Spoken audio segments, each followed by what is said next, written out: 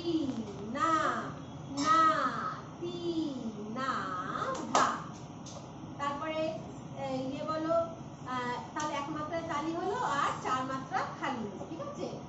ধা ধি না না তি না ধা, এটা হচ্ছে দাবদা তাল। এবার কাহার বাঁকা ক মাত্রা বলো? ধা গে তে তে না গা ধি না ধা।